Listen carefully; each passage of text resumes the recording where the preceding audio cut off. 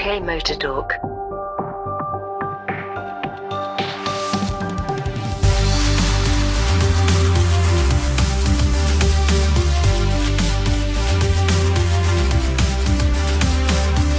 Hello and welcome to UK Motor Talk. We are very happy to participate in this third edition of PODCASTHON. For 1 week, more than 1,000 podcasts will highlight a charity of their choice. And today, we have the pleasure of discussing Ben, but a bit more of that in a bit.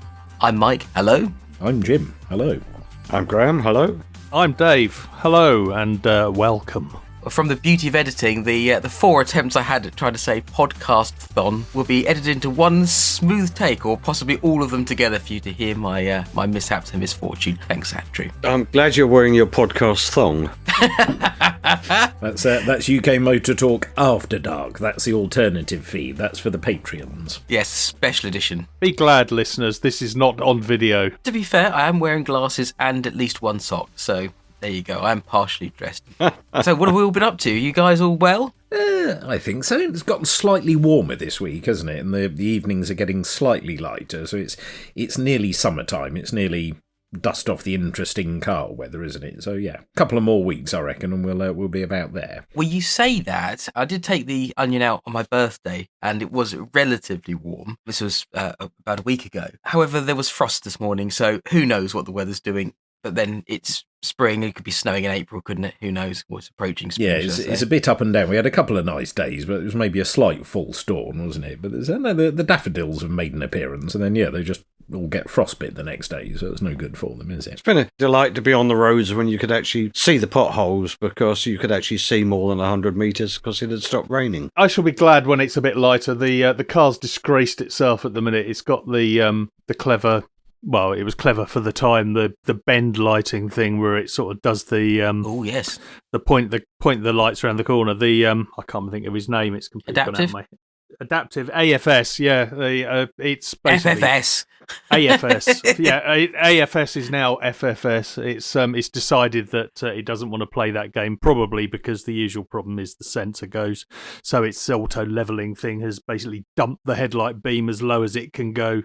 So you can see the potholes very well, just unfortunately only when you're about to hit them. That's maybe not too bad. I had a Focus ST with adaptive funky dunky C-cornering lights, etc. on it, and every now and again it would throw a hissy fit and go absolutely cross-eyed. So yes. The lights would just point basically right in front of you and on the floor, and I had to stop, turn the lights off and back on again in order to be able to see, which was interesting when heading down a country lane in the middle of the night.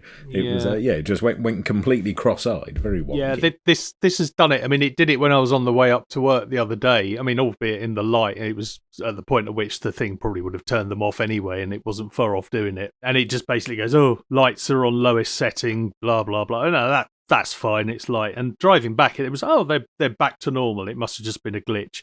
But then sort of driving back through Guildford, it suddenly went, oh, hello, I'm going to really f*** you up now and put these back on the deck. And so basically it was... I mean, they're not unusable. It's just when you know how good they can be and you know something's wrong, and I don't know, we can perhaps get onto this a bit later given what we're talking about, you know, with Ben and so on, and the state of the motor industry. But it does seem to be that you're waiting an awful lot longer for an appointment at your local garage these days. And whereas before they go, bring it in next week. Now it's we can fit you in 3 weeks or a month if you want a loan car. And that's the local specialist, not the dealer.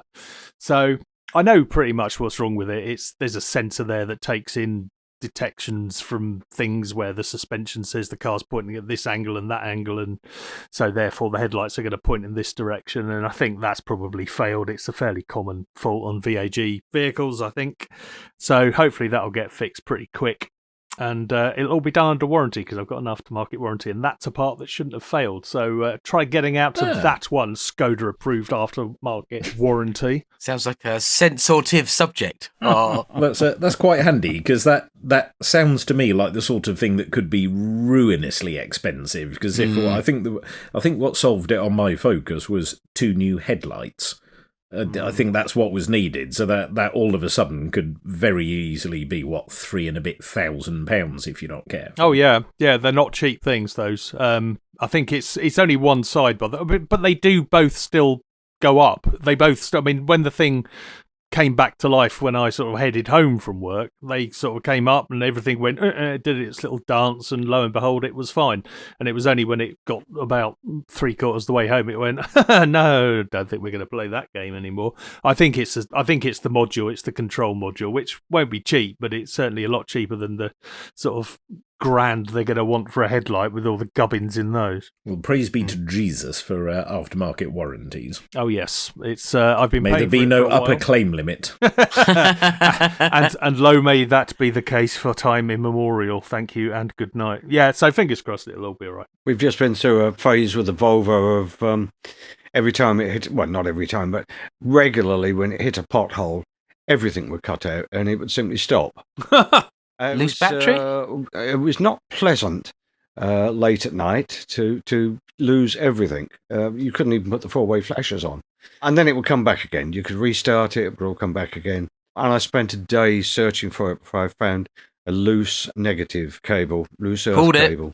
Yeah, been there. Not at the battery end, one of the body ones. It's been fine since I went round and tightened everything up as much as I could, and it now seems to be okay. But needles in haystacks was what came to mind. Let's just keep this piece of advice to ourselves and close to our hearts. Make sure that your nuts are tight. Indeed, and well checked. They're not too tight and not too well checked. If you have an over-exuberant checkup of your nuts, that can lead to further complications a week later. Ask me how I know. Oh, no. You're causing more problems than you're solving eventually, aren't you? It's the law of diminishing returns. But you might be unsurprised to learn that I have experienced that very problem, having owned many Italian cars. It was a fairly common Wonder where you're occurrence. going with that. Yeah, I was going to say, I did wonder where you were going. Having owned many? Oh, No. Automotive. No, I'm glad you solved that, Graham, because that can just be the bane of all problems. In the Uno that I had, one of the Unos, it was the last one, perhaps tellingly. Basically, all the dials on the dashboard just decided they wanted to go to full-on maximum. The heater control lost the plot and the whole thing just became like a sauna. The hazard lights went on. One of the headlights went on. One of the brake lights went on. All permanent. The thing basically lit up like a Christmas tree until you waggled the earth strap next to the battery. And all of a sudden it went, oh, sorry, where was I? And then we were on our way to an automotive electrician pretty damn quickly after that. that's not an old Italian thing, though. That's a bit like a Polo that we had. It was a 51 plate. So it was an early. What's the one after 6N7? Yeah, an early Mark 7, and that had all manner of electrical issues. It was, it got in it one dark and rainy evening, started it up, and it started, and I put the headlights on, and the wipers came on. Good, right, well, I need the wipers, that's okay.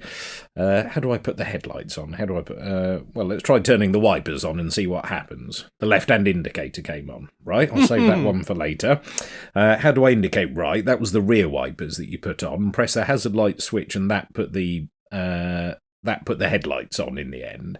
And it was just the most electrically knackered car I think ever, but it was mystifying. There was no rhyme or reason to it. It would cut out, and it was like it was a flood, recovered car or something. It had been in the bottom of the sea for half an hour or something, and they just never quite managed to dry it out and work out all the connectors again. It was most odd, but I think we solved that by having it on a 3-year lease. So at the end of the 3-year period, it went back, and we never saw it again. Do you remember there was a period probably of a good sort of 10 or 15 years, probably longer, where every Ford you came up behind, every time it braked, one of the indicators would come on, or the brake lights wouldn't, or every other light on the back of the car would come on at half illumination until the indicator or the breaker got off, at which point it was like, well, back to normal. And that, again, dodgy earths. Yes, I quite like that, following a car that's doing that. I was following there was a Nissan something or other in front of me at a roundabout,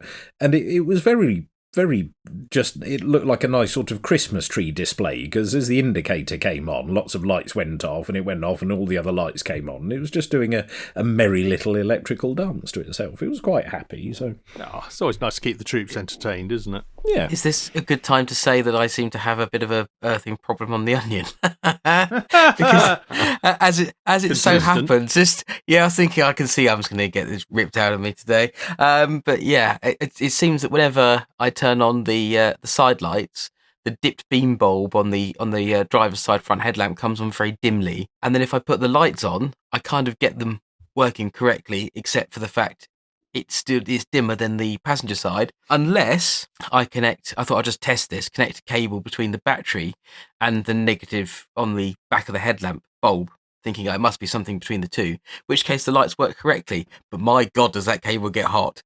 So what I did was bravely put that away and thought I shall worry about that later on. Because Graham. Get Graham round. Almost entirely will be my fault because I extended the wiring loom down the inner wing to have it hidden in the engine bay about 10 or 15 years ago. So almost certainly it's going to be as a result of something that I have done. Who knows? There we go. I remember a conversation with an auto electrician some years ago who told me basically how to calculate the size of cable you needed for any particular job. It was just the amount of smoke you needed to get through that cable. It seemed to be good advice at the time. I remember being told millions of years ago when I started out as a trainee engineer, electronics engineer, that whatever you think it is, double it. Double the gauge. It's probably double it. I think that's fairly standard and common engineering practice, isn't it? The same with service intervals on cars. They sort of work out the worst possible scenario. How bad can we make it? How can everything happen? And then halve it to give yourself that safety margin. But for running cost purposes, they've gone the other way in recent years, haven't they? They've all gone back to what they think they should be, and now lots of modern cars are suffering issues, and then all the service intervals suddenly seem to be getting a bit shorter again. So, always good advice, over service, and if in doubt, go much bigger. Which could explain why there is such a queue to get your car looked at your local dealer. I think there's a bit of that, and I think this leads us on somewhat nicely into our podcastathon, if that's the correct way of saying it. Podcasthon. Oh no, I'm adding an extra A, aren't we? Well, it's a bit of artistic license, isn't it? We know what we're talking about. Yeah, everybody knows what I mean. So it's it's related to the motor trade, which is the trade of choice for a couple of us, isn't it? But we're doing I wouldn't say choice. We sort of fell into it, really. We couldn't work out what we wanted to do, so ended up in it. I still don't really know what I want to do, so I'm still in it.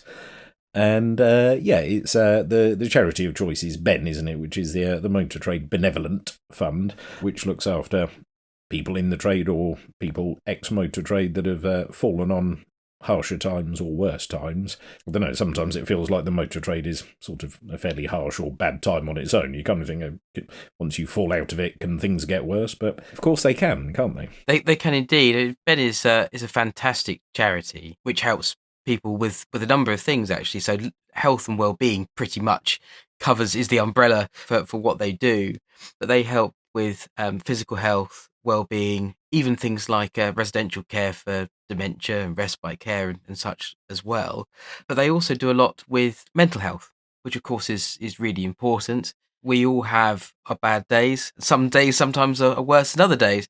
And regardless of what level you work at, whatever job you do, even if you don't do a job, I'm sure there are things that will undoubtedly be a stress and always be a concern. And Ben are there to be able to help and support both employers in making sure that they provide the right environment and the right help when it's required, and also employees. So whether it is a case of you are suffering for whatever health reason or concern, they can help support both with actual support or sometimes with financial support.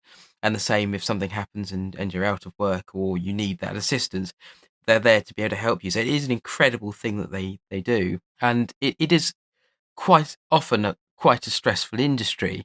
We were speaking just a moment ago about dealerships and the queues to get in. You have all kinds of different elements to a dealership, and forgive me if this is something that you already know, of course, but you'll have sales, which is the nice shiny bit generally, where you get a nice car. You'll have service, which quite often is a distress purchase. Not everyone particularly wants to spend money servicing their car, and certainly you don't generally want to have to spend money when you're not expecting it, repairing it. So that can be quite a difficult conversation with people, and at times that can get quite spicy.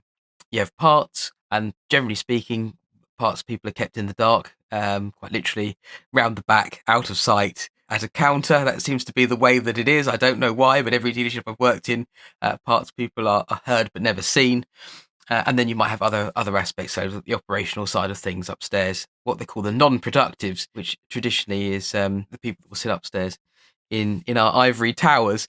But my background in service has taught me a lot. Certainly taught me a lot. And I think if you've worked in any kind of environment, particularly retail or hospitality, where you've worked on the other side of the desk, the table, or whatever it might be, you know how terrible some people can be, and you get to see the worst in people as well as the best. So there's a lot that can get to you. I can't speak so much for the sales side, but on the servicing and repair side, I know a lot of people on that side of the business, and they all seem stressed, particularly so at the moment, or over the last year or so. They do seem to be busier and busier and busier, working longer and longer hours, finding it more and more difficult to take any time off.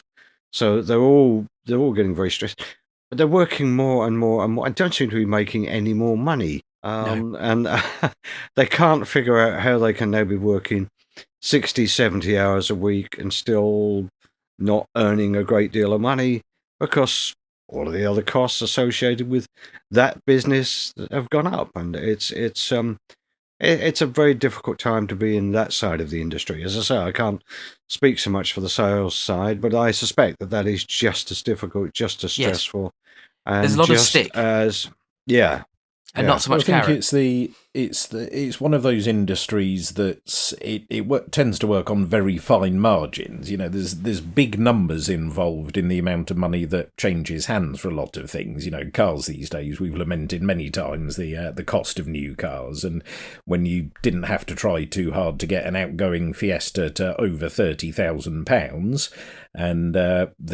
and it was a very nice, shiny family estate car, but the very nice, shiny family estate car that you looked at the other day, Mike, was, what was it, £98,000 for a BMW Touring, something or other. Yep. I mean, very, very nice, but it's huge sums of money involved, but the margins tend to be very, very skinny. And I think the motor trade is, and it's maybe a biased opinion because it's the trade I've spent virtually my entire life in. I did a little bit of supermarket work and pub work for, Saturday jobs, weekend jobs when I was young, and my parents ran a restaurant, so I worked in there for many years. So I've done the service industry, cooking, chefing, early starts, late finishes, etc. So I've done that side, but well over 20 years of my life has been in the motor trade, and it seems to be there's a lot of sort of snouts in the trough, or people nibbling at you. Everybody's pulling you in different directions. It's one of these industries where you've got the manufacturer that you represent, and so I'd imagine it's different for independents and all makes, or probably even for the specialist. You'll have a specialist after sales operation, so they'll know one particular make or model or mark inside and out, and tend to focus on that. But you got lots of dealerships that represent a manufacturer for sales and or service. So the manufacturer places, several standards and mandates on them, everything that the dealership has to do to comply with the manufacturer, and it pays for it as well. It's not just that the manufacturer says, put this sign up, there's a load of cladding turning up next week and the contractors will be there and we've paid for it all. Not only does the dealership have to do it, the dealership has to pay for it. You make a couple of quid selling a new car if you're lucky, and then, we need to hit a target, so let's give away even more money. And then you have things like the government saying, well, 25% of everything that a manufacturer sells must be electric, so therefore the manufacturer instantly turns around and says everything a dealer sells, 25% of it must be electric, otherwise you won't make any money. And here are all the demos that you need to run and change them all the time and do X, Y, and Z for the customers. And the hours is one thing. We are mandated a certain number of hours to be open by our manufacturer. It's a minimum of 55 a week at the moment. But at one point they turned around and said, actually, if you've got more than X number of technicians, I think it was 5 or 6 or something, you have to be open 60 or 70 hours a week. But at that point I just turned around and said, well, what if I don't? What do you mean? I said, well, I don't want to. Because if we have to be open 70 hours a week, it's either a case of, well, they need to hire a load more front of house members of staff, or actually, I'm just going to have to get rid of somebody. Because if I need 6 technicians to open those hours in the week, well, I'll just get rid of one, so I've only got 5, so I don't have to open the hours that you tell me to open. So not only is that they try and influence the number of hours that you're open, so therefore the number of hours that you work. There's then the cost side of things as well. So you think, well, okay, if we're going to have this big shiny glass box full of all these technicians and then all the special tools that the manufacturer tells you that you need to buy because everything's weird and all packed in and you can't just do things with spanners anymore. You need funny shaped things to try and take various bits and pieces off, and torque multipliers to try and do up things when you're doing a wet belt, etc., and all this sort of stuff. And you think, well, okay, but everybody's highly skilled and there's lots gone into this, so can we charge lots of money for all this? Oh, no, you must do fixed price servicing, so it's 99 quid for this and it's 109.99 for that, and that's all you're allowed to charge. Oh, but by the way, pick it up and wash it and drop it back afterwards as well. And the expectation of, why haven't you cleaned my car when it was in for service? And it's like, because we're paying a highly trained, highly qualified technician. We've got to pay him for an hour. We're only charging you 100 quid when really we should be charging £150 an hour just for the labour, never mind about the VAT and the parts. And it's one of those, everybody expects everything. Servicing is okay because you can kind of plan for it, but it's when you get breakdowns and things like that, and then somebody says, well, I'm going on holiday next week. Not in this car, you're not. Well, why not? Because our lead times are 4 weeks in advance. Why?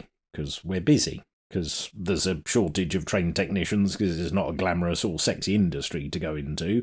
We're flat out, we're busy, and a lot of the time there's no quick fixes or easy repairs. It's everything. It ends up being an entire engine or gearbox, and because everything's so packed in these days, if you do perform a repair that in the old days you might do in situ, nowadays you just have to end up taking the engine and gearbox out, otherwise you can't get to anything. And, routine stuff like a cam belt used to be, I was chatting with one of the old sales guys who was doing, we had an Escort on display in the showroom, and he was saying, remember doing cam belts on these, and he got them down to, he'd have a little production line, and he'd do 5 in an evening after hours as private work or something like that, and still be home in time for dinner. Whereas now, a cam belt on anything modern is probably 8, 9 or 10 hours of work. So it's just all this adds up, and then the complication and sensors and the electrification of everything, it all kind of adds up to just being it's a bit of a pressure cooker, the motor industry, isn't it? And then if you can't fix somebody's car tomorrow or get it done and back on the road, then you're the worst person in the world because you've ruined their holiday. James, you've just very concisely explained the whole thing that's wrong and why people are wound up in the industry. That's just perfectly done. I applaud you for getting it so accurately portrayed. Well done. I think the thing is, regardless of what role you're in, it kind of falls downhill, doesn't it? So the manufacturers are being beaten over the head by the government to try and get a certain amount of cars out. It comes down to the dealership who gets beaten over the head to try and get a certain amount of electric cars or normal cars out. There's all the costs, as you've mentioned. Then you've got the sales guy that's sat on the shop floor who's then being beaten over the head by management to say you need to, not in all dealerships, but in some dealerships. And we were chatting, as it happened, in the car with an ex-salesman the other day, and he was saying that they would be targeted to sell however many electric cars it would be. I think it was 3 or 4 a month. And if you don't, then you're out. That's pretty much how it is. You perform or you go. Yeah, if your target was 20 cars a month and 3 electric cars, you could have sold 50 normal cars, but if you only sold 1 electric car 3 months in a row, then yeah, you were gone. Yeah, the pressure rolls downhill on it. And it does. But then you also get there's all the other aspects to it as well, because let's not forget it's a business like any other at the end of the day, with costs and revenues and money in and money out and certain things you have to pay. So the motor trade is just as hit by the rise in national insurance contributions that's been brought in, and then I opened our rates bill today, and as far as I can work out, you get absolutely nothing for business rates. We don't get the bins emptied, they don't fix the road outside, they do, but the sinkhole just reappears again, and we get literally nothing for our business rates. And this year for us, they've gone up £17,000 or £18,000. They've gone up £18,000. and that's a person, that's a not Well, quite half a full-time person, at member of least. staff. What do I have to do?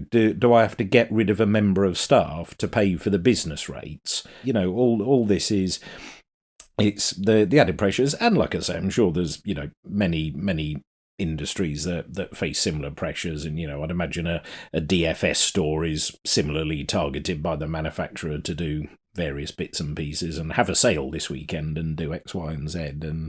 But it is sort of a pressure cooker. But I don't know if it's because it's the second biggest purchase, but it's probably the purchase you most rely on, I think, in your life in order to be able to carry out your daily activities. Beside a phone, you probably. You don't, yeah. Okay, you have a house, but let's face it, if your house just disappeared, you could, in inverted commas, very easily go and rent another one tomorrow or buy another one or do whatever. When the car goes wrong, it's that kind of, it lets you down here and now, doesn't it? With your house is generally speaking always there. If the heating packs in, will you borrow a space heater? Or, if the water doesn't work, you nip round to mates and have a shower later on. Or, there's kind of ways and means round everything. And if nothing else, your home insurance steps in and houses you whilst they're fixing the roof or doing whatever's gone wrong with it. The car is almost that, well, it didn't start this morning, so I missed a day's work, or it didn't start that morning, or it's blown up and it's ruined the holiday, or can't take the kids to school, or take the mother-in-law's hamster to its medical appointment, or whatever you need to do. It's always that. It's always at the worst possible time, isn't it? Which I think adds to the grief that members of the public can give people in the motor trade, and it's quite often unfair, because let's face it, we want everything in, fixed, done, sorted, and out of the door at the end of the day. There's the bill, pay up, cheers, thanks, bye, see you in a year. We don't want breakdowns, do we? We don't want cars recovered in at short notice when we've got a technician off sick, so we're already 8, 9, 10 hours behind for the day, and then 2 cars turn up on the back of a low loader because something's blown up. It's, we don't want that. We want an empty car park, routine stuff, in and out and job done. But I do think there's the complication and the push towards penny pinching is certainly one thing. I think there's the recall that's hit the news this week about Fiestas and Pumas, isn't there? And where they've removed the engine cover to save a couple of quid, because it's a couple of quid's worth of plastic. There's now a touch situation, as they calls it, where the fuel line can rub, because there used to be something in the engine cover that stopped it rubbing, and some bright spark removed the engine cover, but didn't think to fit the anti-chafe solution or whatever in its place, so they've now got an issue with it. And again, it's that penny pinching and everything filtering downhill, isn't it? It's just that drive for lower CO2 and better fuel economy and longer service intervals, I think has just squeezed everything that little bit too far. Wet belts from Ford and Peugeot being a prime example. That's driven by a desire to have 0.2% better fuel economy or whatever it is, and it's just sort of pushed everything a little bit too far the other way, I think. I don't quite know how we sort of get back to it, other than buy old cars, I suppose. Buy cars from the 80s and 90s. I think they were just a bit better, weren't they? If only we could. I mean, lest we forget, the motor industry is also a dangerous one. I mean, the levels of stress and worry that there is in the sort of the dirty end of things, getting your hands dirty. They're big, heavy things that, in order to be fixed properly, need to go up on big, raisy, uppy, look underneath things.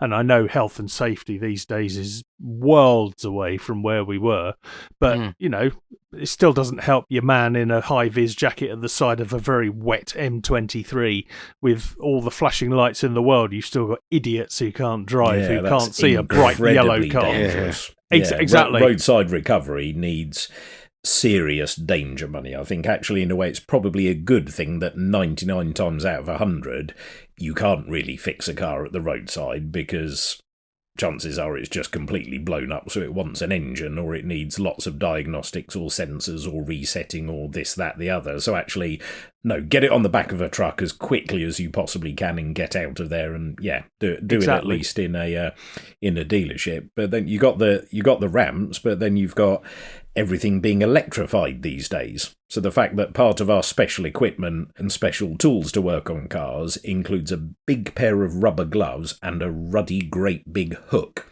And there are certain repairs that we have to do on cars where there's somebody stood there whose job is only there to have a hook ready to pull the technician out of the way if he happens to electrocute himself. Quite why you sort of pull him out of the way. I think it's so that you don't stink out the workshop quite so much, because just touching one of these batteries is enough to end it all. So, but remove yourself from the battery quickly so you don't burn the flesh too much, I think, is the general idea. As you rightly say, roadside repairs are just so dangerous now. I was talking to a friend of mine recently who did a couple of years of breakdowns on motorways, and he got out of it because he just realised it was too damn dangerous, and he wanted to get home to the kids at night. But he was telling me the story of time he got to a particular Golf which had broken down on a motorway. It had managed to get itself sandwiched, fortunately with nobody in it, between two trucks.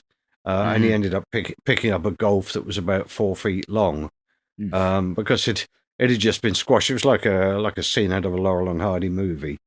From what he was saying, I think that's back in the day of an actual proper hard shoulder that you could park up on. Broken down. Let's not start with smart motorways. Let's not, lest we have a rant about those again. But good advice, and from lots of my friends that are in recovery in the various different breakdown services and working on themselves. It's as simple as this, really. If you see someone at the side of the road, slow down, move over, get out the way, so you aren't tanking up the side, getting too close, whatever it might be. Just slow down, move over, and let them do what they need to do as safely as they possibly can. But you're right, Dave. There's potential for danger in this industry. There's lots of things that physically can hurt you. Even going back to things like wearing gloves or used oil, which they know can be carcinogenic in the past. Things that we know now that we didn't know before. And Ben is very good at being able to look after people for these reasons themselves. Their dependents as well, and whether it's a physical or mental concern. I mean, I have to be honest and say that as much as I enjoy being in the industry, and I'll come back to it in a bit, there have definitely been times when it has been particularly hard. And go back, it's getting on for 10 years now, but I was working as the after sales manager of a dealership, and for one reason or another found myself covering 2 additional roles at the same time as doing what I needed to do. And I was working long days and 6 days a week quite often to try and get everything done. And it was just, I'd got to the point of absolute burnout where I just, it's a sort of a paralysis of having so much stuff on top of you that you don't know where to start. And it is only because I then had the support that I needed to be able to sort of rethink my thinking and get that support that I managed to work my way through it, because I was pretty much done, and I was ready to sort of go and leave the trade, and thankfully nothing more than that. I mean, Ben have been instrumental in saving lives. They have campaigns that have helped people with mental health. They have campaigns that have particularly that have helped individuals in this industry with as sad as it is with in preventing suicides. And there is still, unfortunately, a lot of stigma, I think, about talking about feelings, which is why I think it's important that I bring this up now, because sometimes things are tough, and if you are enough talk to somebody, people get sad, men, women get sad. We all do, there's a lot of stresses and difficulties, and there are some fantastic charities like Ben out there that can help with that. And whilst you are on the road to recovery from whatever it might be, whether it be a mental or physical concern or whatever, Ben are there to be able to help you and your family get through it. But I must say that of all the industries and places I've worked, although we complain and we bemoan it because of course we live it every day, there is nothing quite like the motor industry in terms of the fun and banter that you get on a daily basis. And I'll go in the morning, and I'm fortunate enough to be able to work in a business of about 30 people, so it's not huge. So I can go around and say good morning to everybody on the way through. And what I expect then throughout the course of the day is just complete and utter abuse. And I mean that in a lovely way. And it'll be silly things like I've done something, and James and I are both quite hands-on in what we do, and we'll help where we're needed, and we'll find we've got our hands dirty. And I went to go and wash my hands, my delicate office hands, in the workshop sink, and I said, excuse me, so my hands are dirty. So I said, why did you fall over? There's no possibility it'd be because I worked. But it's always just pure and utter abuse. And there is a camaraderie. It is like a family, and you tend to find that once you're in this trade, you tend to stay in it. And I think the fact that there is so much support from your colleagues as well as from other charities and such, that it is as well as it can be stressful and it can be very hard work. It is very hard work, certainly for what you can get out of it sometimes. What you do get out of it is a lot of fun. And I think the moment that people leave the trade, they miss it, because there is that great fun that goes with it. I'm very, very grateful for that. And certainly if I wasn't in the trade, and before, when I was in a previous job and I was about to leave that job, I was about to go from the trade entirely. But I have to admit, I'm certainly pleased that I can go and enjoy that daily abuse that you don't get anywhere else. And as well as helping employees, charities like Ben will also help with mental health and welfare in the workplace for employers too. So there is that. So if you are listening and you're also in the trade, just have a look and see what they do if you're not aware of what Ben does, because it is a fantastic job they do. But also, don't forget to have some fun with it, because it does make a difference to people like me and to everyone, I think, because we all have our stresses, regardless of whether you're running the company or whether you're cleaning a car or sweeping the floor. There'll be things that will get to you at every single level, but at the same time, you still have that same sort of shared camaraderie and fun that goes with it. And there have been some absolutely fantastic and very amusing times, and I'm pleased to enjoy that from the industry. Yeah, as you say, there's that stigma around not talking about mental health and how you're feeling, and in particular for men and boys, talking about their feelings is not the done thing, is it? And the motor trade is still very traditionally male dominated, so it's almost the perfect storm, really, isn't it? Boys don't talk about their feelings, and boys work with cars, so it just all adds up to being, I dare say, more of a motor trade problem because of the demographics of the people that work there. But it is important to talk and chat about things, and whatever you're going through, as you say, whether you're just starting in the trade, working your way up, running the place, it's the stresses and strains of everything get to everyone. So it is important to talk, but it is important to be kind to each other as well. It's as you say, you can get that level of banter and abuse, and it's nice to have. Yes. That camaraderie and whatever else, but it's I think it goes back to the way the public can treat you sometimes, and the way the public treat service workers and restaurant workers and fast food workers in particular, and supermarket workers. There's always that treatment of, oh well, you just stack shelves, you're a Saturday kid, you've only got 1 star on your McDonald's badge or whatever it is. And you can see the way that some people treat staff workers and service workers and waiters and waitresses and things like that. And I think it tells a lot about a person, the way they treat people like that. But it's... Yes. Yeah, just a reminder to be kind to everyone, because kindness costs nothing, does it? And somebody can be having a really, really bad day, and just a smile and a hello and a how are you can change somebody's world. So be nice. Well, listening to both of you has made my day, I think, in a way, because I've realised that I've been around cars and a fascination with cars and motorsport and so on and so on for more years than I care to remember, more years than both of you have got put together, I think. But I've been on the other side of it, in that I've been writing and broadcasting and extolling the virtues of the things I've been driving and so on. And that's rather less stressful than what the two of you go through on a daily basis. And I've really enjoyed my time around cars. But even then, we all carry a certain amount of stress. I've had some health issues caused by stress, but I've at least managed to enjoy the involvement with cars, and I think your enjoyment is tempered by a much more difficult set of circumstances. I've had fun. I'm sure you've had fun, but we're all obsessed by cars and cars and motoring. Yeah, that's why we're doing what we're doing now. We do. But it's, I think it's it can be any industry, any person, any time that things like this can hit. I mean, as a completely unrelated to cars thing, I watched Better Man in the last week or so, the Robbie Williams film, where he's a CGI monkey for the entire duration of the film, because he looks a bit like a monkey, and that's how he sees himself. And it's a brilliant film, because whether you love or loathe Robbie Williams, I think he's possibly a slightly polarising character. I think he's fantastic. So I think he's a hell of a showman. I think he's a hell of an entertainer. He's got a bloody good voice about him when he's singing the right sort of song, and he's just an entertaining chap to watch. He's a showman. He's got that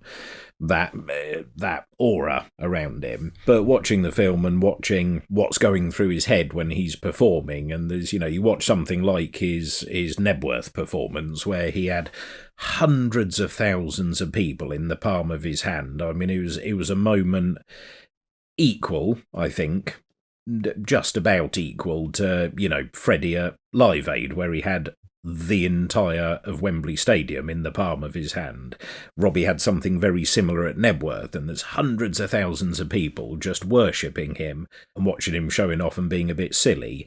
But what was going through his head was visions of his past self telling him how useless he was, and his dad wasn't around to help him, and how bad he felt, and what he went through in his personal life, and how troubled he was. And you think, but he's on top of the world. He's got everything he could ever want, all the money and success and women, and can't have a care in the world, can he? He just turns up and sings a song and that's it, and off you go home. Oh, easy life. But what he was going through behind the scenes painted a different picture. So it can hit anyone in any industry. But if you haven't seen it, go and watch Better Man. It's a bloody good film. And if you've not come across it before, ben.org.uk is a charity. Just have a look, see what we've been talking about, and we'll be very grateful to you.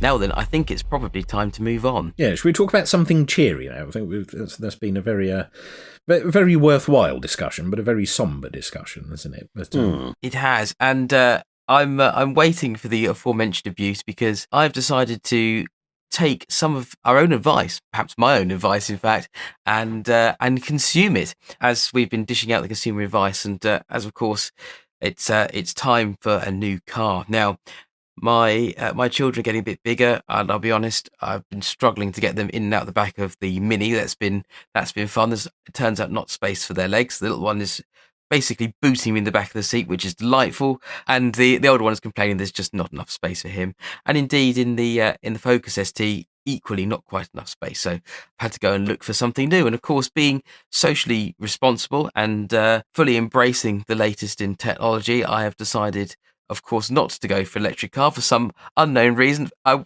should imagine the next one will be an electric one, and I've kind of gone the other way. And inspired by my own research into what you can get for your money, I have gone out and bought a Jaguar XFR, which rather sensibly is a 5-litre, 503 horsepower car with a road tax of something like £765. But there was some serious man maths, and I figured the two cars together could justify paying for the one. And, well, I've kind of gone for an old man spec as well, haven't I? I think it's a lovely thing. They say never buy the first one, so we'd looked at one. When did we look at that? A couple of 3 weeks ago, 2-3 weeks ago, wasn't it? Yep. Which was pretty much a lovely example, but it had a couple of alarm bells that rang. One was the corrosion on the doors issue, which means it was only on one door, but it had 4 of them, so if one's gone, it can't be that far behind. I think probably the biggest red flag on the white one, though, was the fact that when we ran a history background check on it, at one point it had a private plate on it that spelt the word pussy. Which did. I think probably tells you all you need to know about the person who was owning that vehicle at the time.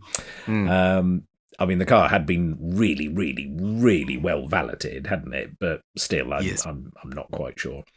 But no, it's a lovely. It's one of those cars that, sod it, you might as well while you still can, because you're not going to be able to buy a car like that for much longer, are you? No, quite so. So why not, indeed? And it's okay, you've put yourself in the ruinous financial position of buying and running 2 expensive cars and then getting rid of them both to run one very expensive car. So again, it's a little bit like, well, I've punched myself in the face repeatedly, so I'll just punch myself less gently, and then that's better. So it kind of adds up. But yeah, like I say, why not? Because it's not going to be too much longer before all this sort of stuff gets taxed out of existence, legislated out of existence, and once people just don't make cars like that anymore, really, do they? And of course, once No. they stop making them, every year the numbers only get smaller of examples running around on the road, so the price of them only goes up. So yeah, buy one and run it while you can, because it's miles per gallon, isn't it? Not miles per gallon. It definitely is. It's one of those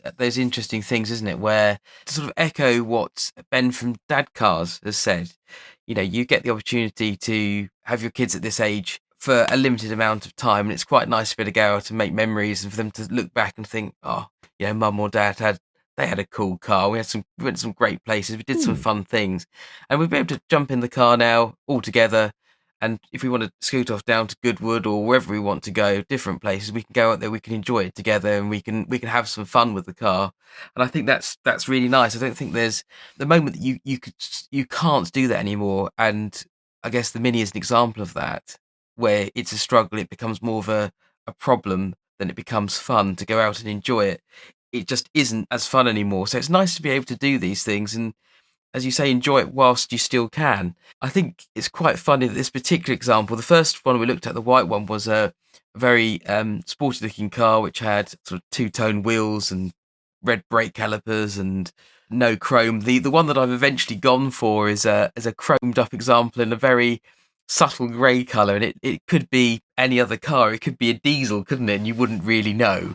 So it does have a bit of a sleeper aspect, which I enjoy. I know you enjoy as well, Dave, don't you? Yes, I mean, we do have one thing in common, albeit you've got twice the amount of horsepower that I've got, but the quad exhaust thing is always a bit of an industry staple, isn't it? To say, Yes. Yeah, it might look like a taxi, but just check out the back of that. That's a bit of a statement of intent. And looking at the photos of your new Steed, it's definitely was it a fist and a velvet glove? It's lovely. It's the wood and the old man.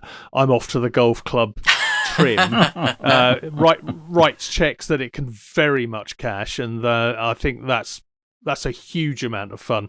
Just sort of dawdling along and then just leaving somebody for dead is one of the most fun things you can do. And yes, admittedly I'm playing with slightly less of a stacked deck than you are these days, but it's a fun thing all the same, and challenging people's preconceptions on the road, albeit within safe and legal limits, I have to point out here, our lawyers will have a say, is a fun thing, and I think you've picked a very good weapon for the job there. I have to admit that I was chatting to an owner of one of these the other day. He said, yeah, just be a bit careful, because when the weather gets a bit cold and a bit wet, it will spin up at 50. So you've just got to be careful. So run it in winter mode, because, of course, this is just rear-wheel drive. I've been quite used to having four-wheel drive cars with a bit of power to them, and some front-wheel drive cars with a little bit of built-in safe understeer, and a little bit of snap lift-off oversteer at times, but nevertheless, not something quite so spicy with a power at the back.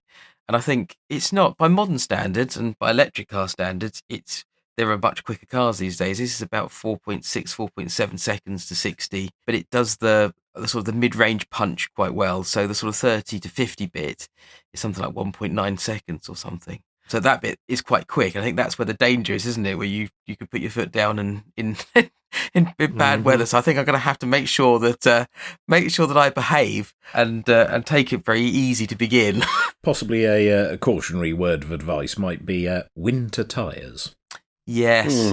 Yeah, I think there could well be an argument for that, or certainly some grippy rear tyres. But they do have a winter mode that you can press, which apparently calms things down quite a bit if it's raining. They said just hit that button.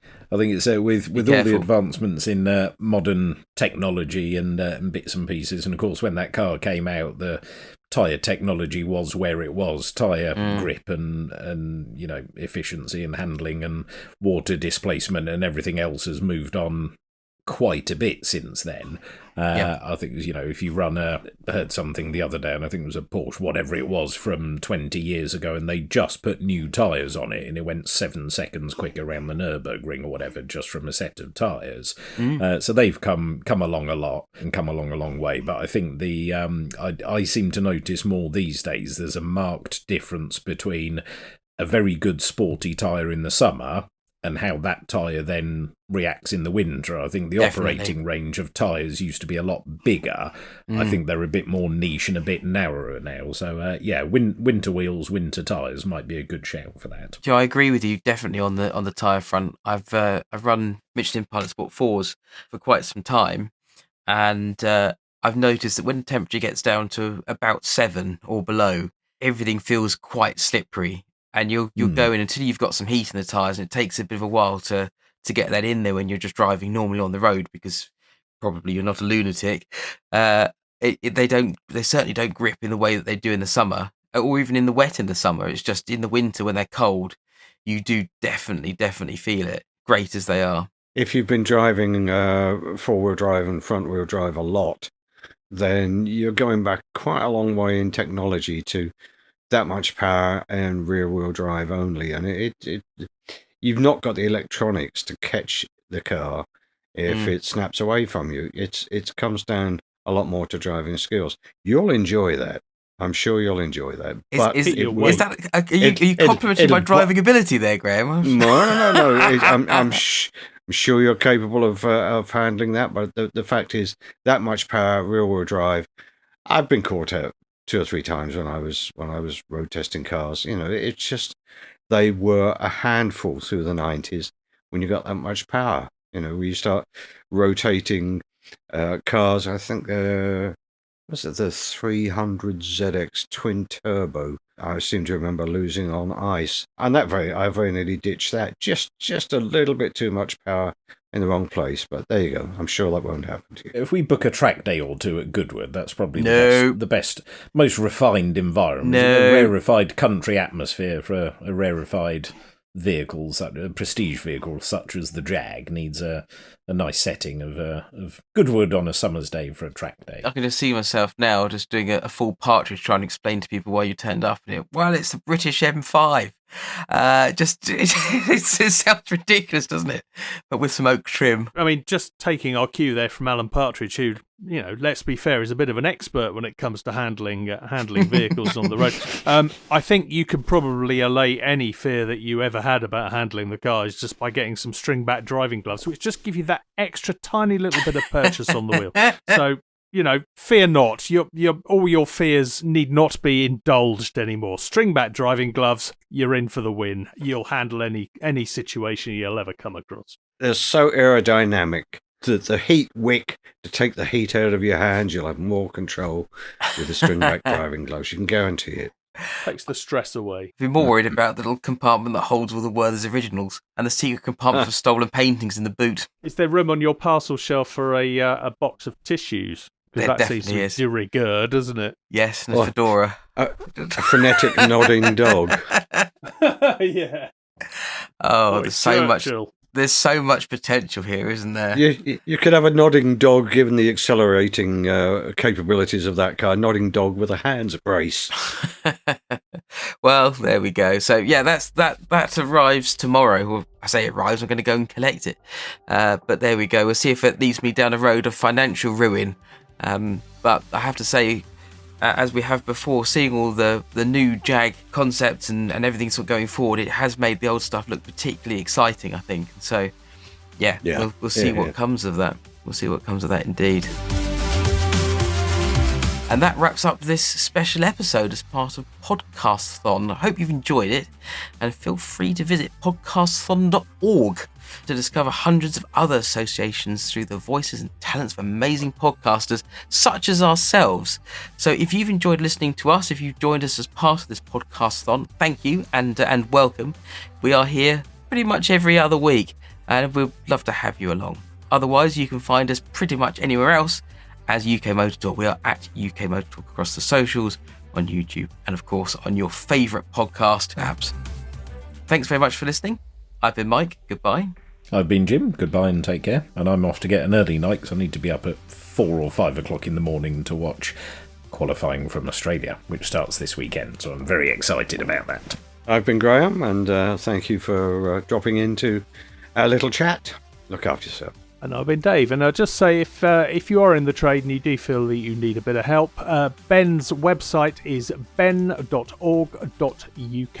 Reach out to them and I'm sure they'll be able to help you if you need anything. They're a great organisation. Thanks for listening. It's been great to be with you, and we'll see you next time. UK Motor Talk, a First Take Media production.